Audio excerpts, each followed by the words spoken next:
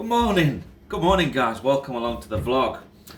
Well, this is going to be just like a little mini vlog, I guess, and not the proper vlog for today. So I've just propped you up at the side of a filing cabinet there, and I wanted to talk to you about something that we have to contend with in the brewing industry now,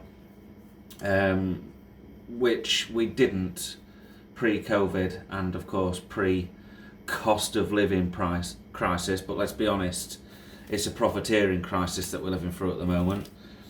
And with the price of diesel and wages and everything else, it kind of rules us out of doing certain things. So I've just had a request.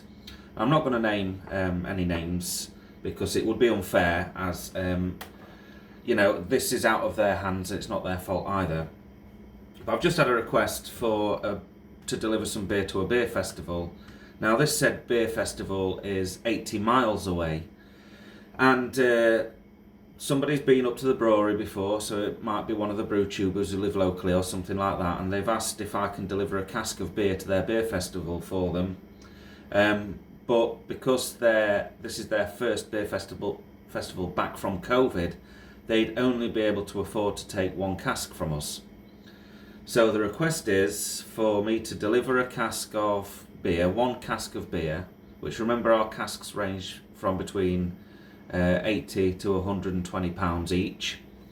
So one cask of beer delivered 80 miles away. I've had a look on Google Maps.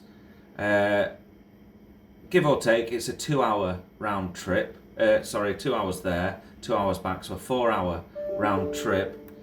So that means we needed a total of 8 man-hours to deliver the beer and then collect our empty afterwards.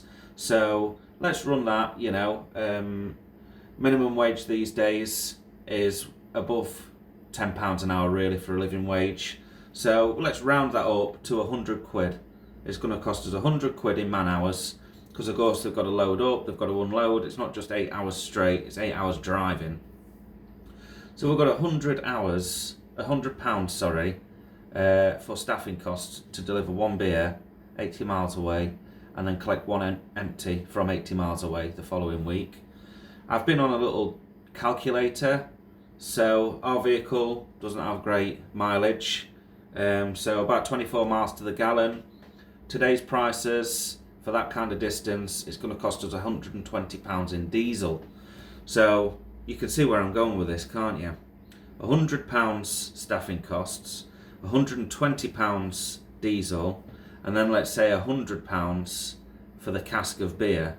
Now that's providing that beer makes the journey well, it sells well, we don't have any complaints, and we can make a small profit off the back of that £100 for the beer.